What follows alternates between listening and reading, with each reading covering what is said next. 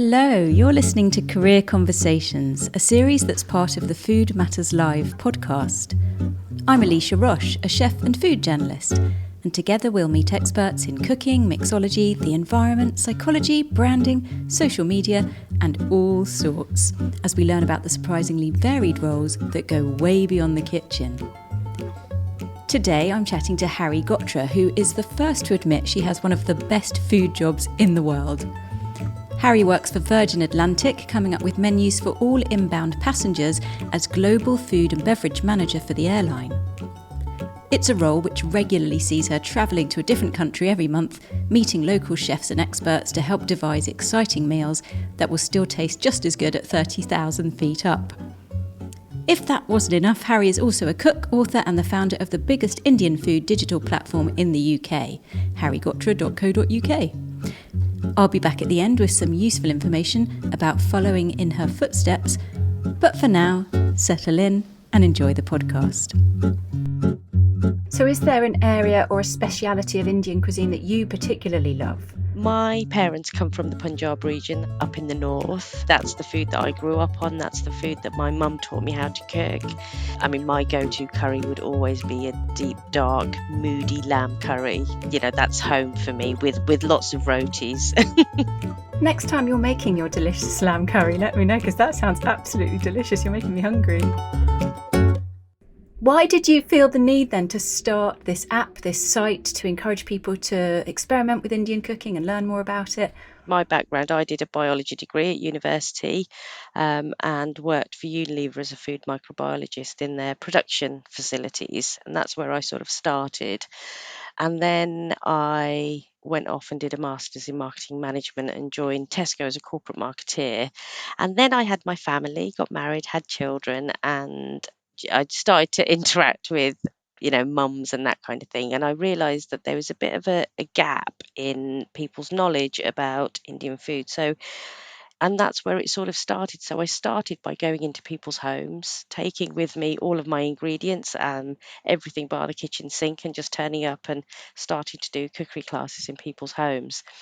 Very, very quickly, all my evenings were taken up, my weekends were taken up. I was working part-time, had 2 little children and a husband that travelled, and I thought, oh my goodness, I don't know how I'm going to fit all of this in. There's one of me, and there's lots of people out there that do want to know about Indian food. I could feel there was a real thirst.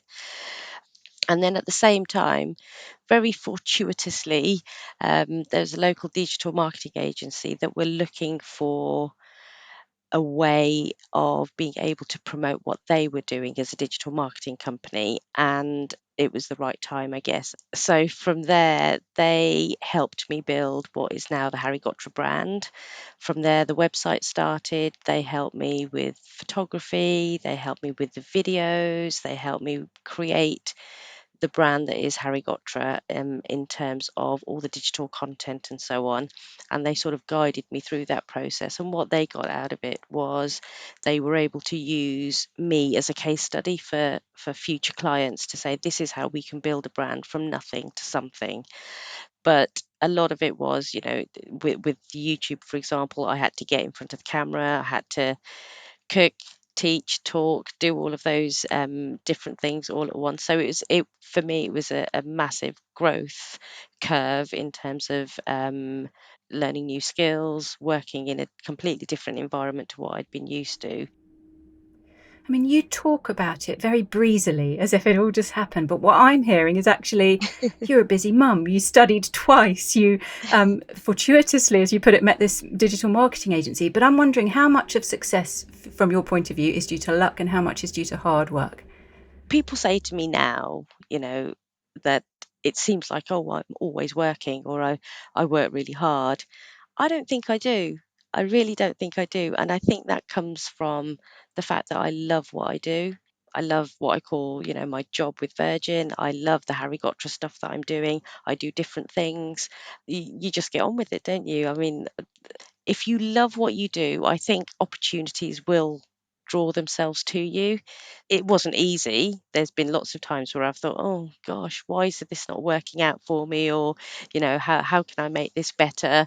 But I think that's my sort of ethos in life is just, if I'm not enjoying it, there's no point doing it. Now, you've mentioned there also your incredible job at Virgin, where you're the global food and beverage manager. Um, it sounds like a kind of dream role, because I imagine there's lots of travel, you get to design menus, you probably get to hang out with Richard Branson. Tell me all about it. How did it come about? Um, it was just an advert for a role at Virgin, looking for a food and beverage manager, and I wasn't particularly looking for a job as such. I was sort of doing what I was doing, and it just felt to me like, oh my goodness, this is a job that potentially could pull everything I love about my world into one place. So it was honestly as simple as that. It just popped up on my LinkedIn. I had a few interviews and had to do a presentation, and I landed the job back in 2019. So the role is the food and beverage manager, and we work in a team. The way that we operate is my colleague looks after all outbound flights from the UK, and I manage all the inbound flights. I manage the menus that fly on board. I work with caterers across the world, looking at. I'm in the middle of sort of menu presentation season at the moment, which means that I'm traveling an awful lot. I'm going out to see all of the caterers. We're pulling dishes together. We're pulling the menu together for the next cycle. So I say it all the time. I literally have the best job in the world. I get to fly. I get to visit lots of different countries. I get to meet some amazing chefs, and I get to eat some of the most delicious food in the world. So I'm a happy girl most of the time. I'm laughing and smiling because I can see your enthusiasm for the job, and I can also see us two on screen. You've got your headset on and we've both got our red tops on, looking very Virgin Atlantic, really, doors to manual. What's kind of the most beautiful or fun or exciting places you've travelled to with this job? Oh gosh, we're in menu cycle change at the moment. So I'm going to lots of places doing menu presentations at the moment. So from January, I have been to Orlando, San Francisco, Atlanta, Austin in the US. I've been to Antigua. I've been to Islamabad. I've been to Mumbai. I'm due to go to Lagos next week, and then I'm going to Johannesburg, then I'm back for a week, and then I go to Tel Aviv and possibly the US again. So pretty crazy, but it's a very creative role in that I get to work with some very, very talented chefs. You know, food on the ground is one thing, food in restaurants is one thing, but when you're trying to fly food at 36,000 feet and trying to deliver a service, there's a lot of different challenges. For me, it's been a huge learning curve. I don't come from an airline background. It's hard. It's really, really tough. It's tough on your body. It's tough, um, mentally, because you've got to be on your as soon as you land, you're literally on your game, if you like. So you've got to go straight into the units, as well as doing the food. There's also the tours that we do around the catering units and making sure that they are working to the standards that we believe they should be. But also, it's about engaging with people. It's about engaging with all different types of people, not just the chefs. It's the operations guys. It's people at the airport. It's all kinds of different skills that I'm having to use and play around with and learn. So yeah, it's an interesting role. Oh, it's an amazing role. Why is it that airline food gets such a bad rap in general? And what are the kinds of challenges chefs face with food going up into the air? So there's lots of challenges. So I mean, from a very basic level, when we are up in the air, we have less moisture in our mouth, so our taste palettes change. So we lose 30% of our taste when we're up in the air. The sound of the engines also dulls your sense of taste. The taste and the flavors and that kind of thing are all impacted. That's why things like curries, things like, everyone wants a tomato juice when they're up in the air, because it's those bold flavors that we're able to, the umami and so on, that we're able to pick up. So things like that have to be considered. But it's also the whole logistical process of trying to serve a vast number of people. So you've got 300 passengers that you've got to serve at the same time. So that has its logistical issues. It's logistical issues about getting food onto the plane. We also are very limited in terms of the equipment that you have on board. We are also facing more and more challenges as we go through with sustainability issues, and it's our job to do everything we can to give the customer the best, or the passenger the best sort of experience that we can when it comes to food. But if you think about how the food has to be heated and all of those things, so everything's going to have an impact on the food that comes out at the end. But we do our absolute best, and we do lots of research, we do lots of development work on the ground to try and make sure that what the passengers are presented is a great dish. It is personal, because the chefs that I work with across the world, they do take it very personally if something doesn't come across how they wanted it to be, or a passenger isn't happy, then they do take it personally, and we always work to amend and change things and try and improve things. I'm thinking about pilots and how much training they go through, and they have those flight simulators. How do you or your chefs or your teams recreate the ambience of an airplane so that you can recreate and test and play around with the food on the ground? A lot of it is done through experience. A lot of our catering guys have worked in the industry for a long time. We do other things where we test. So we'll come up with a menu. We then do something called fit to fly. So we will fly the whole menu, actually. We will fly it, and then we gain lots of feedback. So that feedback will come from crew, will come from passengers. And if something doesn't work for whatever reason, we can then tweak it on the ground and so on.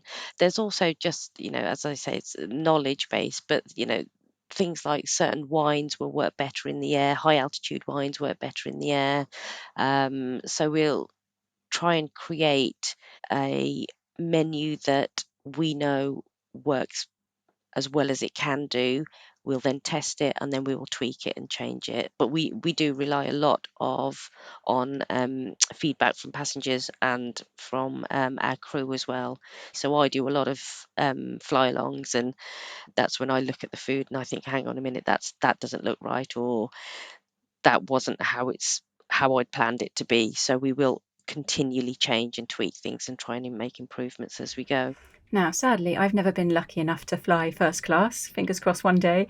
But is there a massive difference between the kind of food most of us eat when we're on an aeroplane and the food that you get served when you go for the big bucks flights?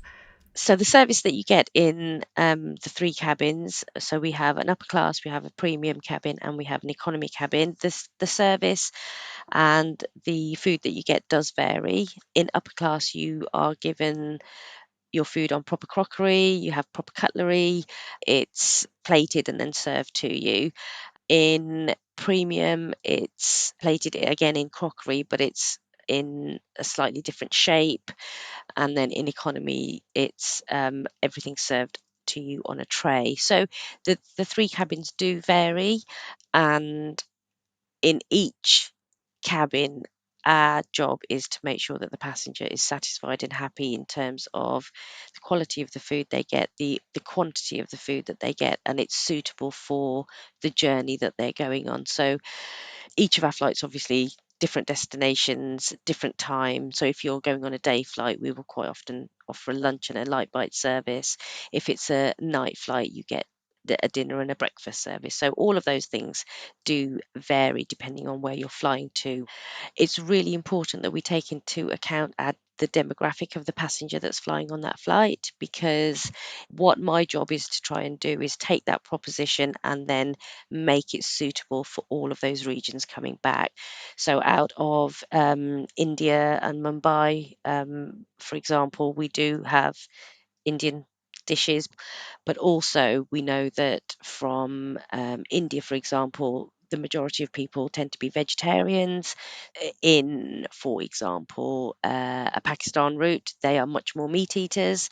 Not just that, but we also do special meals and kosher meals. We do gluten-free meals and all of those special meals, especially with people's dietary requirements. We have to sort of bear all of that in mind and have those available as well. When you think back to your studies, did you ever think you'd end up in a food career? No, not at all. So my degree was in biology. When I sort of look back, I keep sort of seeing little glints of, well, food obviously was really important to me because everything I've done had a little bit of food in there. So my first job was working for Unilever at their Bird's Eye Walls factory, where all the waffles are produced and the chicken nuggets and all of that kind of stuff. So even though I did a biology degree, it still sort of veered towards food. And then when I did a master's, it was business management for the food and drinks related industries. So it was very specific. And then I joined the biggest supermarket in the, in the UK, Tesco. It sort of had something to do with food in there. And then when I set up Hari Ghotra, obviously that was all based around food. And then from there, I did sort of go into restaurants. I worked front of house. I worked behind in the kitchens as well. So that there's always been that food trickle that's gone throughout my career. I didn't realize it was there. I didn't do it intentionally. It was obviously just something that I loved. I mean, for me growing up, it was all about food. My mum would wake us up in the morning and say, "What do you want for dinner?" We all sort of cooked together. Everyone had an opinion about food, and a lot of Indian households are like that. I mean, it wasn't that I was passionate about cooking from a young age. I wasn't. It was just what we had to do. But then I suppose I realised that actually it's something that fills me with a lot of joy. And I love feeding people. It's my way of giving is to cook for people and feed them. So it seems to have done me pretty good so far. So I'll keep going. Well, you might not have enjoyed it at the time, but what a legacy your mum's given you and your family's given you to have all those cookery skills and to be able to give pleasure to people. Do you think the food and drinks industry is a good one for young people to get into? And if so, why? I think so. I mean, we all will always need to eat and drink, so there's always going to be jobs there. And there are so many different avenues that you can go down. From manufacturing to the restaurant world. There's things that you can start yourself, and I think that can be quite exciting. Once you've got a little bit of experience, you can go out on your own. You can start the whole. The internet makes things really, really easy. You can set up your own website. You can do things. You don't have to spend a lot of money when you're starting up and so on. There are so many different avenues. I mean, the airline industry is probably an industry that people don't think about. People need to eat wherever they go, so there are lots and lots of sort of different areas that you can go into. Restaurants are crying out for chefs all the time. So yeah, there's great opportunities out there. Your job does sound amazing, and you're already making me think of a career change. Um, in an ideal world, what would you be looking for in a young person who wanted to come and work in your incredible industry? I think you need to be confident. You've got to be adaptable. You've got to be great with people. You've got to be able to talk to people on lots of different levels. There's a lot of rewards that come with that. You've got to be able to pick up concepts quite quickly and try and apply them to different scenarios. I think you've just got to be passionate and you've got to have a really good work ethic. If you are much more of a person who just wants to do that 9 to 5, then there's other roles that probably would suit. We're sometimes 24/7. I'll be on calls at the weekends. When you travel, you've got to you do lose some of your own personal time, but it all comes back to if you love what you do, then it doesn't feel like you do a day's work in your life. So, and you've got to have an interest in food and the industry as a whole, as well as the food industry. So it's sort of like the amalgamation of two different areas. It's me again. So that was Hari, who absolutely loves her job, and why wouldn't she? It is literally the dream job for anyone who loves food and travel. As Hari said, she started off studying biology, and while this certainly helps her a great deal when working out the practicalities of cooking at 36,000 feet, it is by no means a prerequisite. Meanwhile, that marketing degree she did definitely does help her when it comes to sharing the message of her incredible Indian cookery site. Airline catering can mean cooking on the ground at scale for meals that go up in the air, and there are plenty of those jobs around. Just Google in-flight catering or airline production chef. Those salaries are usually in line with most chef jobs, starting at around 23 to 26,000 for a junior chef. But at the higher end, you could also search for similar roles within private jet companies. For someone who wants to get into more senior management or logistics roles within airline food, a bit like Harry's, these jobs are pretty niche and they don't come up often, so keep your eyes peeled on the jobs board, especially for Virgin Atlantic, of course, where you will sometimes see jobs working alongside Harry, and also other exciting jobs such as mixologist or catering manager for those Virgin Clubhouse passengers. Virgin roles tend to start at around £25,000 a year, and the benefits are pretty incredible. Just think of the air miles. Thank you so much to Harry for packing us into her busy travel schedule. If you want to find out more about her, do visit her site. We'll pop that link up for you. And thank you for listening. Till next time, goodbye.